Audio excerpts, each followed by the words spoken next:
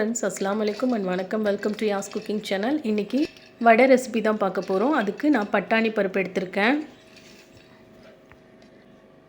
5 மணி நேரம் ஊற வச்சு எடுத்துகிட்டு வந்திருக்கேன்.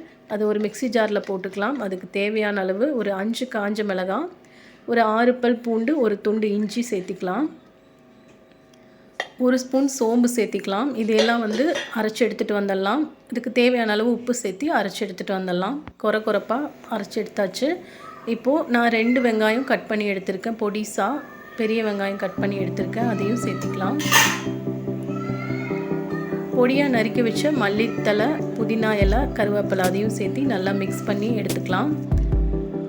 நாம் தட்டி எடுத்து வச்சுக்கலாம். இப்படி உள்ளங்கையில் வச்சு தட்டினோம் அப்படின்னா வடை நல்லா வரும். எல்லாத்தையும் தட்டி எடுத்தாச்சு. இப்போது ஆயில் சூடு பண்ணிக்கலாம்.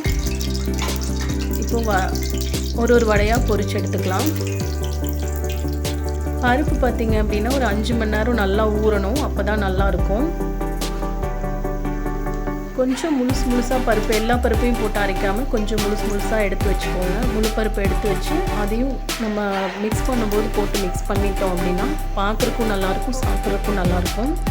இப்போ வடை வெந்துருச்சு, எடுத்துடலாம்.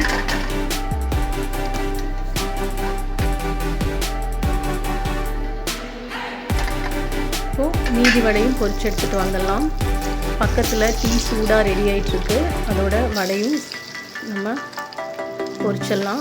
சட்டுன்னு டீ போட்ட நேரத்துக்குள்ளே இந்த வடையை சுட்டு எடுத்துடலாம். ரொம்ப மொறுமொறுன்னு டேஸ்டியான வடை ரெடி ஆகிட்டுருக்கு. இப்போது அதையும் எடுத்துடலாம்.